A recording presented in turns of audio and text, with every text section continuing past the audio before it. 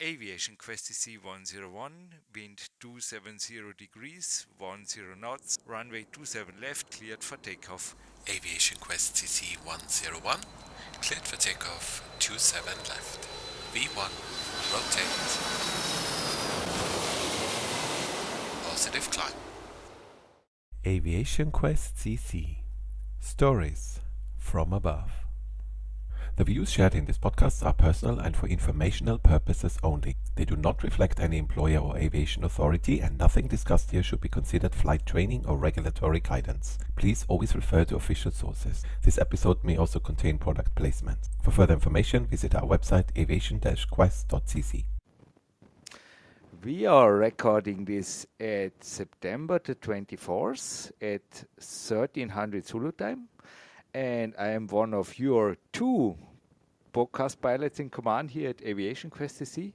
My name is Jürgen, and I'm joined by my second, so to say, podcast pilot in command, Stefan, as usual. Hi, welcome in the show. Yes, thank you. Hi, Jürgen. How are you today? It's all right, all right. Yeah, summer became autumn, but I think you were in an awesome position throughout the last weeks. Can you guess how many people or how many holiday makers you have flown to the Mediterranean and, so to say, made this time the time of their year? Oh, I don't know. But Numerous, huh? it was a lot. It was a lot. Yes, thousands and thousands. Yeah, they're still going. Huh? It's still very busy. I went to Palma today actually, and the flight was completely full. So people are still escaping to the Mediterranean. Yeah. Certainly. September 24th. I mean, this is still in the Mediterranean.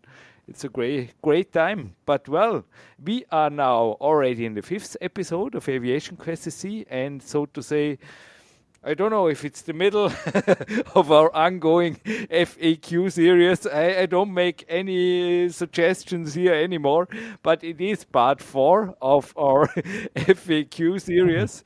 And yeah, and before I forget this time, we have a YouTube channel. It's aviation-quest.cc and aviation-quest podcast. This is the YouTube channel. Aviation-quest.cc is our homepage, so everything in order here.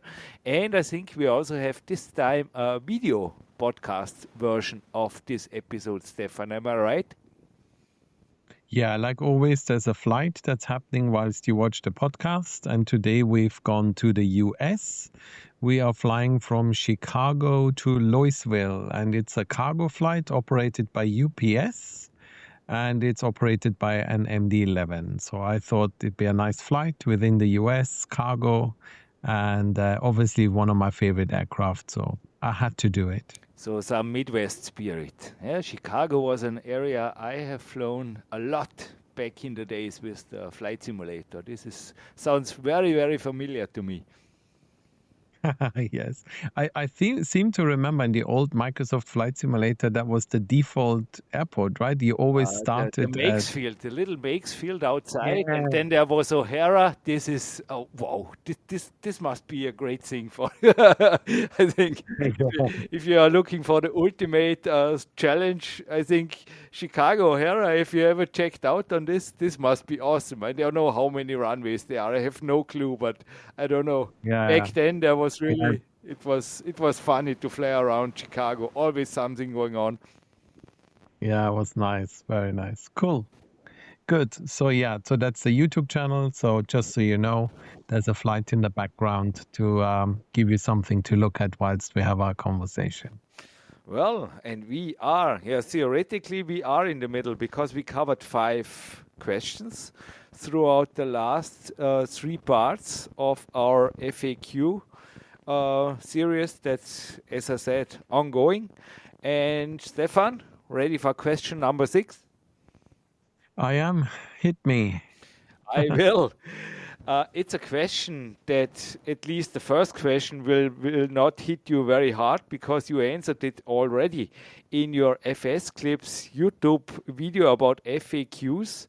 So It was a time ago, but correct me, there was already a question, I think, asked by one of your friends. Do you know the people you are flying with, or is it a different crew on every flight? I think, Stefan, I'm right. So the basic question was already answered in one of your FS Clips videos.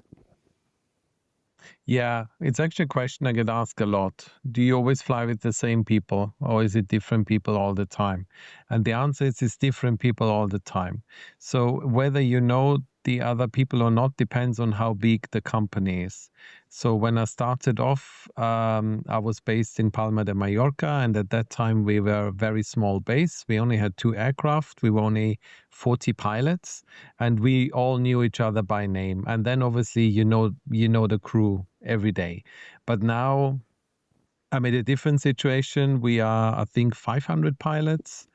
I don't know how many planes we have. I've forgotten. It's constantly growing.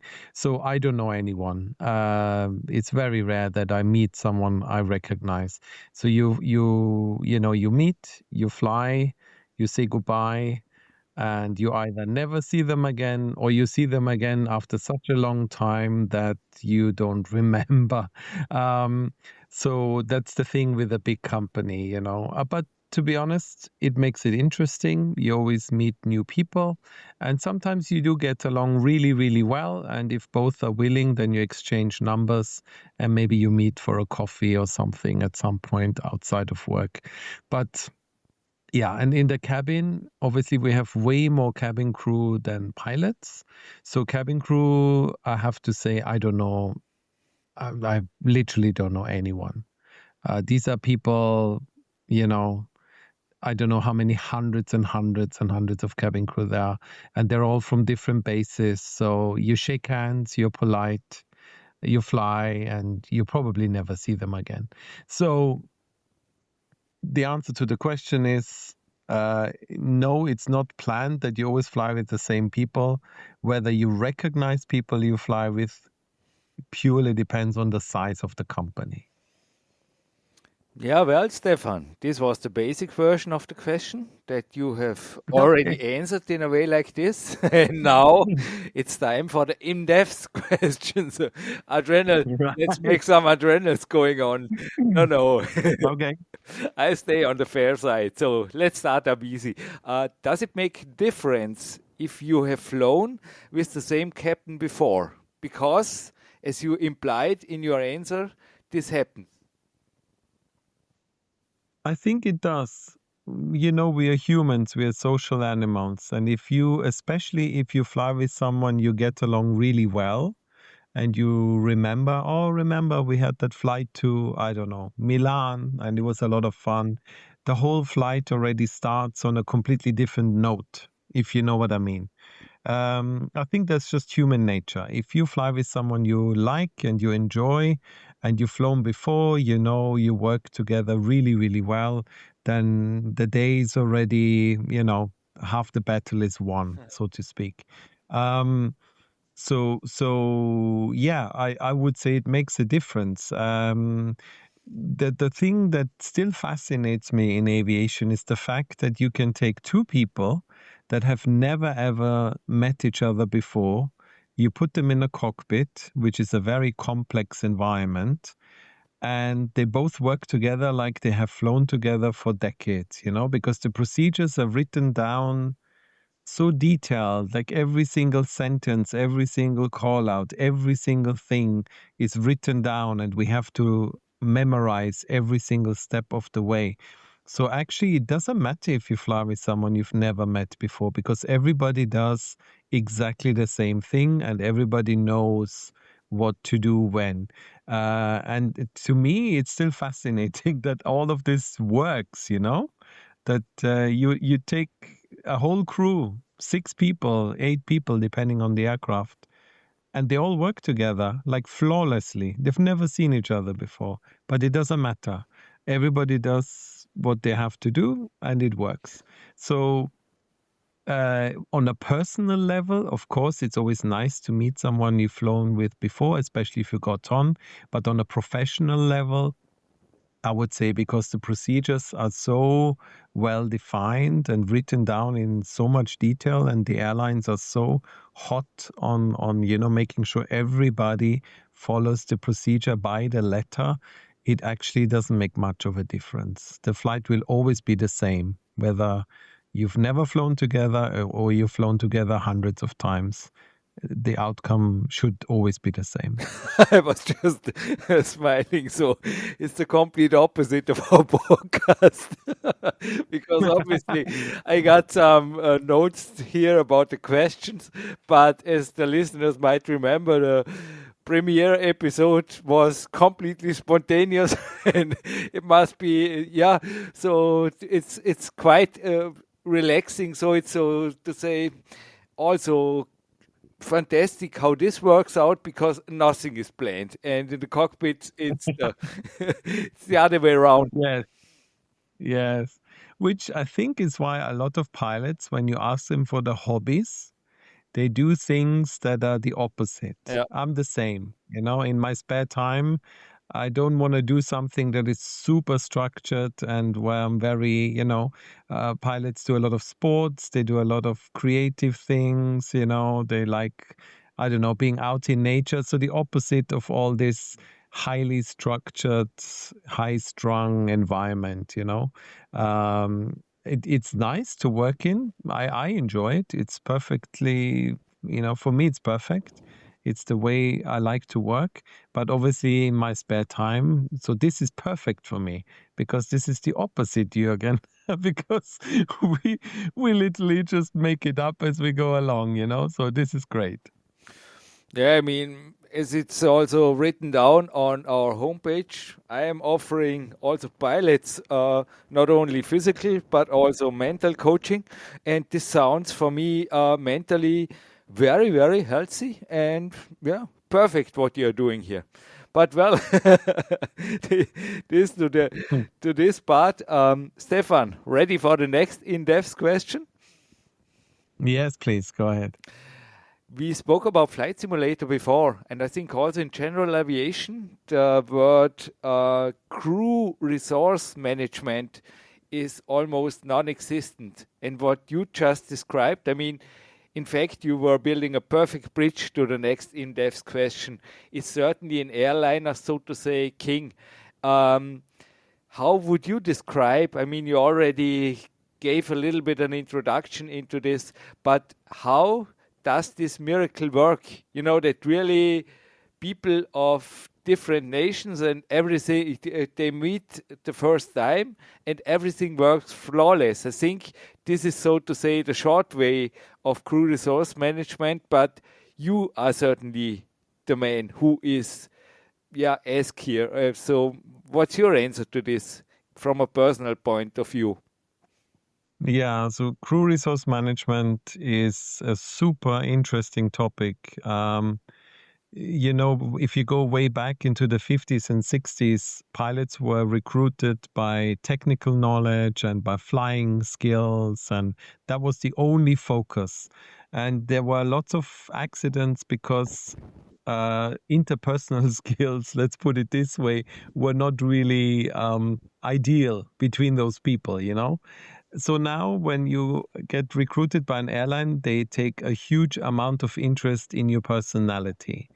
And your personality needs to be one that is willing to work in a team, to listen to other people, to make use of other people's knowledge. And that's essentially crew resource management. It's in the name.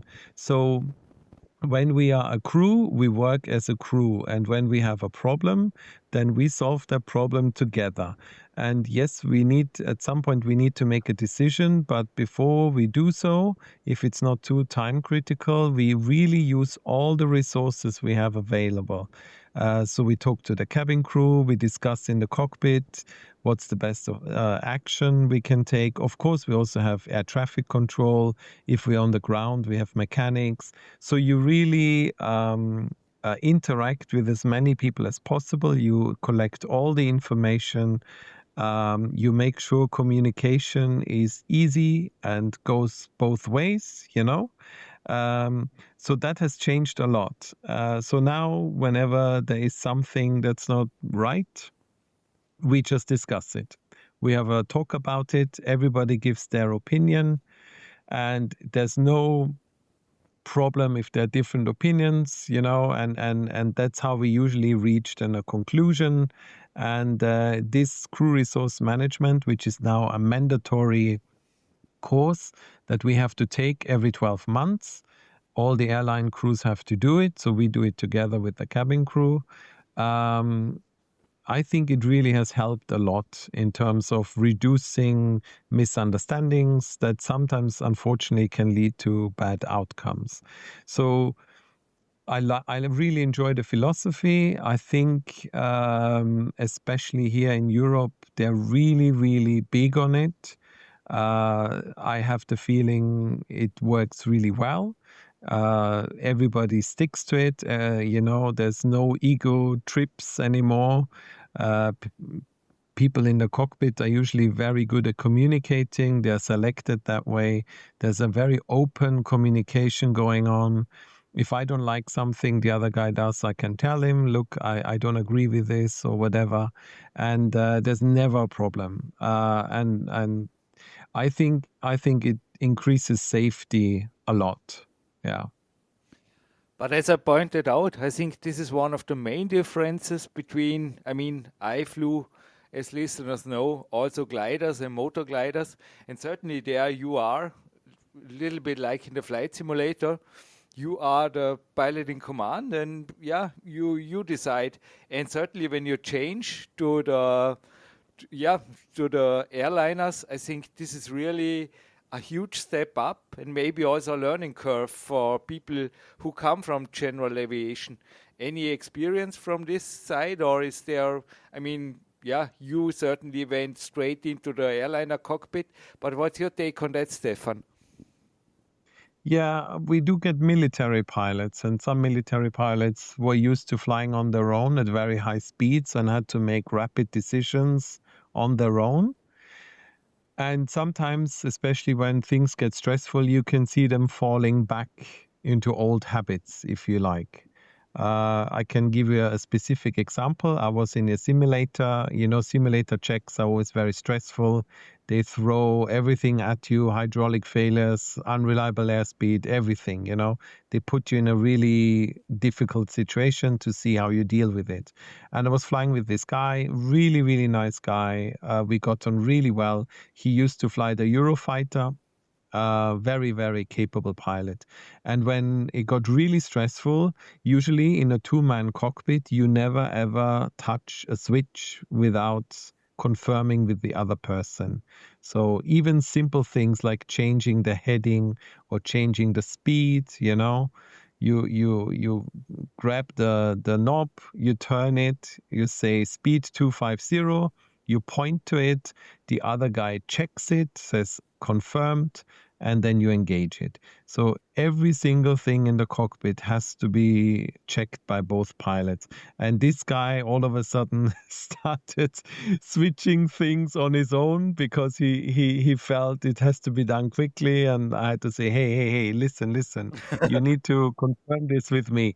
And he apologized and he said, oh, I'm so sorry, you can see it's the step. You're absolutely correct. If you are used to flying on your own, making all these rapid decisions, going into an airliner cockpit where everything has to be confirmed, everything has to be cross-checked, is a big change of pace, especially, But I think it's important because we've had, we are human. We make mistakes. And ATC tells you, I don't know, turn left heading 270, and you don't look and you dial in 260 and you miss it. And the guy next to you says, hey, he said 270, not 260. And that's another safety net. And if you have that safety net, then you should definitely use it. So yes, I agree with you. If you are used to flying on your own and you have hundreds, maybe thousands of hours on your own, I can see how that could be a challenge. I was lucky. I always flew with other people.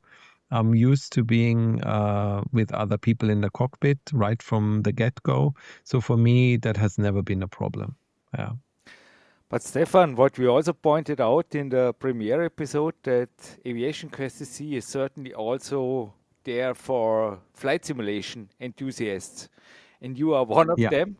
And how do you handle this in the flight simulator? I mean, I think there are add-ons, but how do you fly there?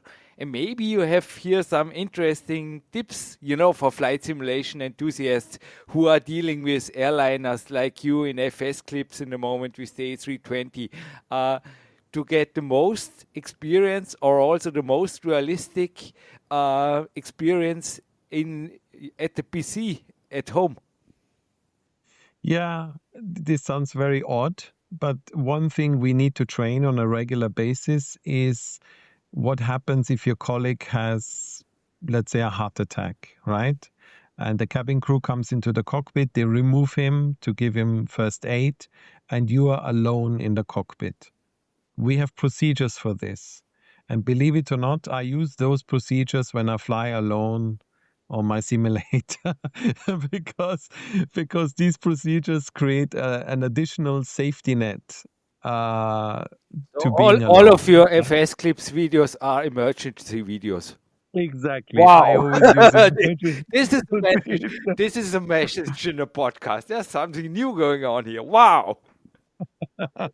So it sounds silly, but it works. It really works. Got the So message. that's Got how the I do. message. Got the message. Listeners do so. All the FS clips videos. Maybe you should mention this in a title. It would be clickbait.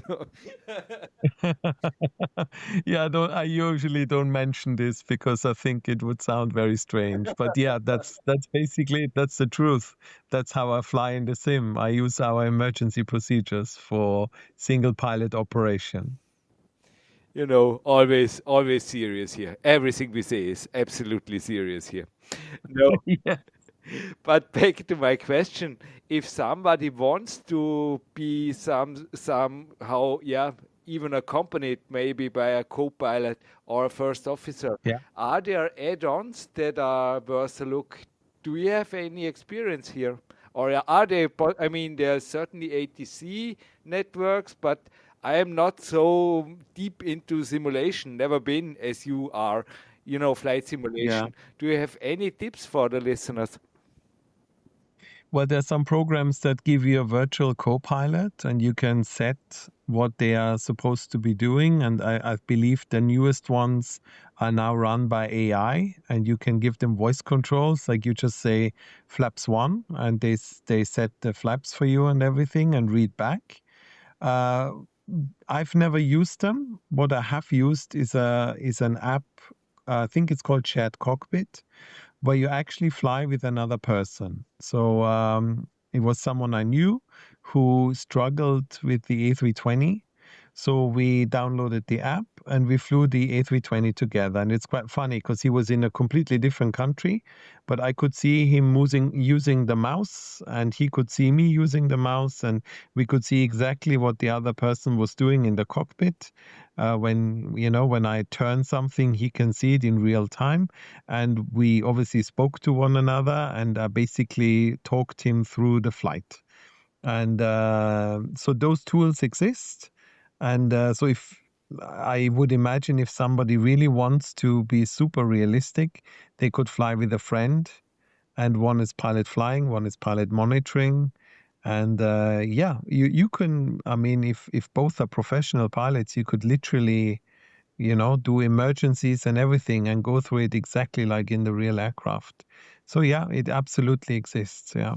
Sounds amazing. And I mean, ATC is nothing to do certainly with crew resource management in the plane, but I think this is also, I mean, for a realistic experience, if you are alone at home, so to say, it's certainly a great thing. Yeah, ATC. I mean, for us, ATC is a huge part of our daily life. If you fly airliners, you constantly talk to ATC. Sometimes you help them, sometimes they help you. So for us, they're almost like I would call them the third invisible person in the cockpit, because if there's a thunderstorm and you need to avoid it, you can't just fly wherever you want. You need to coordinate with them. They coordinate with you. So ATC, if at least in the airliner world, is a massive, massive part of our job. And obviously we use them as best as we can also as a resource.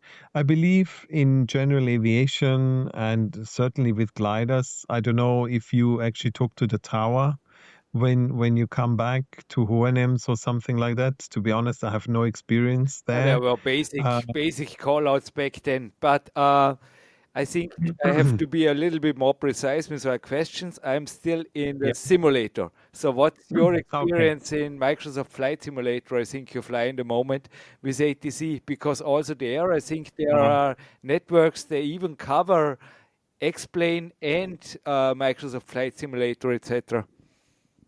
Yeah, you can fly on online web networks like VATSIM is, I think, the Yes, yes. biggest, where you have real controllers and they actually, yeah, and then it's like the real world. Obviously, before you do so, make sure you understand all the phraseology, because especially in Europe, it's very, very specific. You need to learn how to read back correctly, what needs to be read back, what doesn't need to be read back, all that stuff. But yeah, and then essentially what I just explained, in the real world, you have it in the sim. Okay. And your experience with these networks are good? Very good. To Okay. be honest, I only tried it a handful of Because times. I Uh, never tried it. This is why I'm asking. Oh, I see. Yeah, no, I tried it because I was curious. And I have to say the controllers were very professional, very knowledgeable.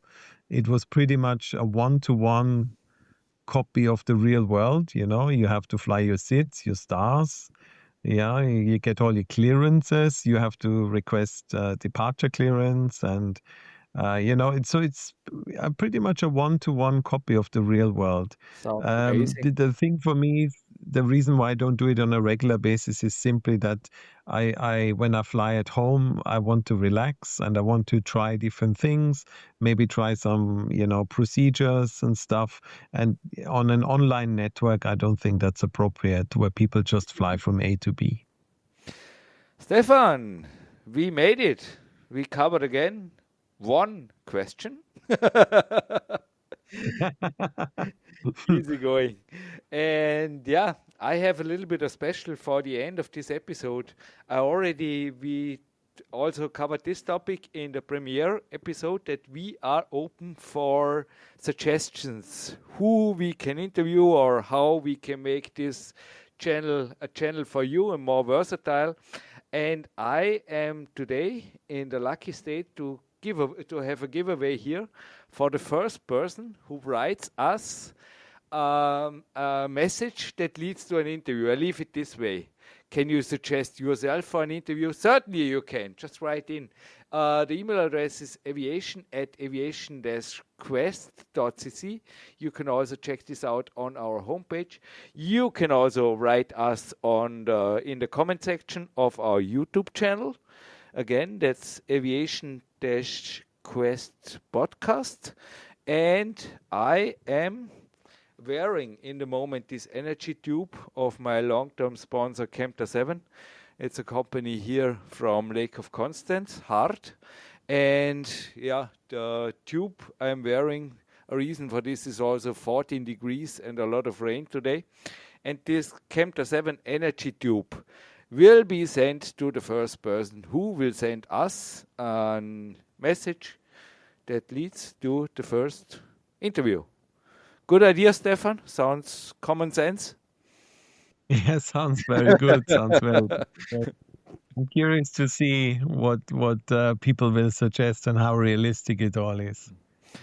Yeah, as I said, if anybody is there who is willing to be interviewed by one of us or got an idea for an interview, as I said, the first message we get that will lead to an interview with somebody in aviation, maybe a pilot, cabin crew we spoke today, ATC controller would be great, or also ground crew, just write us and we will reach out. And you, so whoever the message is from, will get this Chemtra 7 energy tube. Stefan, Uh, yeah, yes. let's see how many parts will finally be this ongoing series, but it's a lot of fun, Yeah. hopefully for you. And Yeah, it is. It is. I hope my answers are not too long. I just try to cover, everything and give a proper answer. So hopefully at some point we will reach the end. I'm glad we didn't decide to go for 20 questions. Yeah, we kept it at 10. you mean the first half year of Aviation-Quest CC will be already covered? No, would be also an interesting stuff. But I think we already explained what podcasting is. Nothing is planned. Yeah, exactly. The opposite of my daily life, which is perfect. Yeah, well, I wish you great recovery today, and hopefully we will record the next episode soon. And let's see how many questions we can cover next time. It was a lot of fun, Yeah, Stefan. Hopefully for you too, and the yeah, listeners. absolutely. And I'll already say goodbye here from Dormian. And as I said, let you enjoy the rest of the day. Yeah, so again, thank you for your time, Jürgen. From me also, everybody, thank you for listening. Thank you for watching on YouTube. And I say goodbye from the crew hotel here. And I will get something to eat now. And tomorrow I have to get up at 3 a.m. for a flight to Greece. So I'm really looking forward to that. Okay. Thank you very much, everybody. And bye-bye. Thank you for listening to Aviation Quest CC Stories from Above. For more information about this episode and everything we do, visit our homepage aviation-quest.cc. We appreciate your time and support, and we'd love to have you back for the next episode. Until then, stay safe, stay curious, and keep your passion for aviation flying high.